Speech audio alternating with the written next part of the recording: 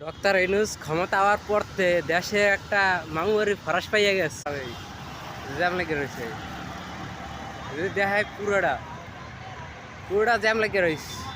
মামুয়ারি একটা ফরাস পাইস মনে চায় 2 দিন পর পর খালি ঢাকা শহর অচল বানাই দেয় মাদার সুদেরা। মনটা চায় সাগুয়ার পুকুর হিরে বেরিয়ে হালাই। সাগুয়ার পুকুর 2 ঘন্টা ধরে আইতে পারতাছি না নোয়াখালী কোনে হাইকির পোলারা এতটা পরিমাণ গঞ্জাম সুদায় গাড়ি সব আটকে দিচ্ছে। এই যে দেখাই এই সাইড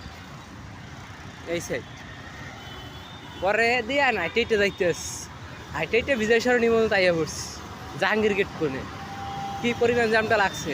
আন্দোলন সুদায় হাইকির পোলারা মামুয়ের একটা ফরাস পাইয়া গেছে। এদিকে রাস্তাটা পুরোটা ব্লক করে দেখছেন, একটু গাড়ি আড়ে না। আরো যদি দেখায় একদম আগারকার কোনো আরো একদম পুরো রাস্তা ব্লক করে আন্দোলনটা করতে আসে।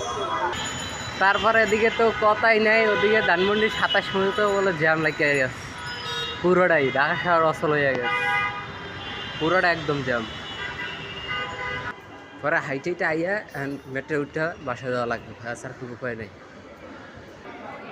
বিজয় সরণি হ্যাঁ যদি এমনি সিরিয়াল জ্যাম দেখে